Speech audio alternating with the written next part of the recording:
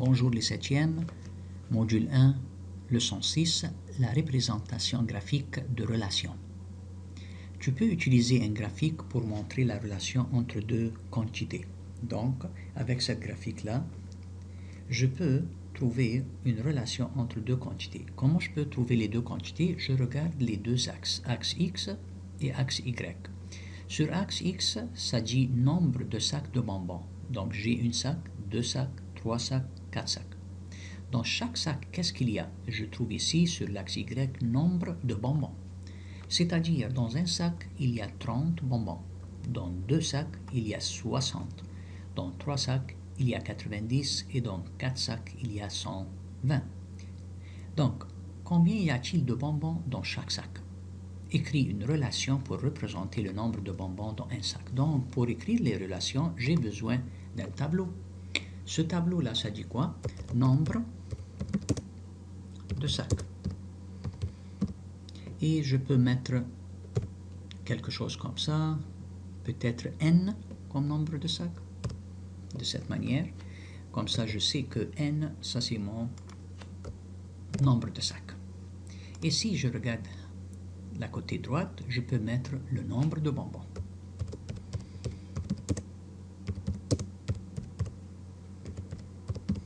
Maintenant, quelle est la relation? Bien sûr, avant de mettre cette expression ou cette relation, je vais mettre des nombres et je vais regarder. Donc, dans un sac, il y a 30. C'est ça que je vois du graphe. Dans 2, il y a 60. Donc, dans 2, il y a 60. Dans 3, il y a 90. Et dans 4, il y a 120. Donc, si je regarde, chaque sac a 30. Deux sacs, 30 et 30, ça donne 60. Trois sacs, 30 et 30 et 30, ça donne 90. Donc, comme vous voyez, ça augmente avec une relation de 30. Chaque fois, j'ajoute 30. Chaque fois, j'ajoute 30. Donc, la relation ici, c'est que c'est 30n. Donc, si le nombre, c'est un sac, ça donne 30. Si c'est 2, 2 fois 30 égale 60. 3 fois 3 égale 90. 4 fois 30 égale 120. Donc, la relation que je peux écrire ici, c'est l'expression algébrique 30n. Et ça va être mon expression algébrique. Je descends un petit peu en bas et je trouve un autre exemple. Tu as besoin de papier quadrillé. On va maintenant essayer de mettre ou transférer les informations d'un tableau à un graphe. Donc, comment je peux faire ça? Le coût de n disques compacts en dollars est de 12n. C'est-à-dire, si je regarde dans le tableau, j'ai un nombre de disques compacts qui est n, mais le prix c'est 12n, c'est-à-dire 12 dollars chaque disque compact. Donc, combien coûte un disque compact? C'est très clair. Si le compact, le disque, c'est 1, 12 fois 1, ça donne 12. Donc, chaque disque coûte 12 dollars. Donc, je réponds ici, 12 dollars. Transcris cette table de valeurs, puis remplis-la. OK. Donc, ici, qu'est-ce que je peux mettre? Si n, c'est 0, donc 12 fois 0 égale 0. Bien sûr, si je n'ai pas acheté des disques, je ne perds rien. Ok, deuxième, 12n. Donc 12, je remplace n par 2. Ça donne 24. Donc 24 dollars pour 2 disques. Si c'est pour 4, donc je remplace n par 4. 4 fois 2, 8. 4 fois 1, 4. 48 dollars pour 4 disques. 12, et je remplace n par 6. Donc 2 fois 6, 12. Je retiens 1. 6 fois 1, 6 et 1, 7. Après ça, 12 et je remplace n par 8.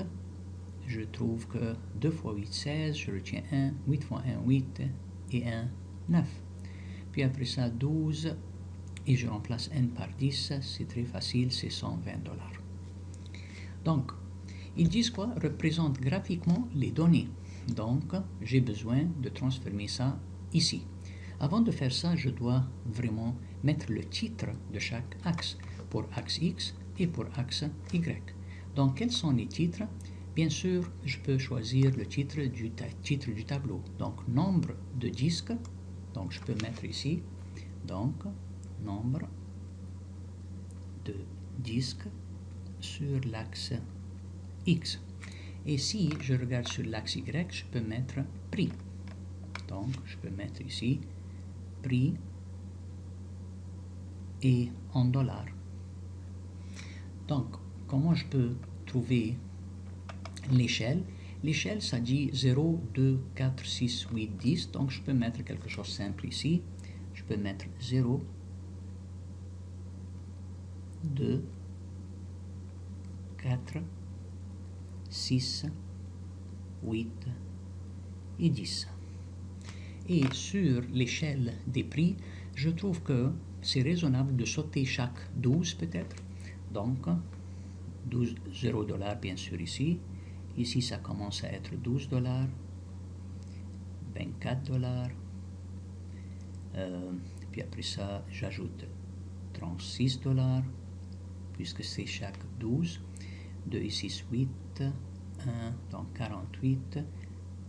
Plus 12, donc c'est 50, 60. Plus 12, donc c'est 72. Plus 12, donc ça donne 4 et 8. Plus 12, ça donne 6 et 9. Plus 12, ça donne 8 et 108. Et je m'arrête à ce niveau-là. Après ça, je peux mettre toutes les informations. Je peux changer la couleur en rouge peut-être. Et je dis, je transfère les informations du tableau. Donc, quand c'est 0, c'est 0 $. Donc, je peux mettre le premier point ici. Puis après ça, ça dit quand c'est 2, c'est 24. Quand c'est 2, c'est 24. Donc, je peux mettre un point ici. Quand c'est 4, c'est 48. 4, c'est 48.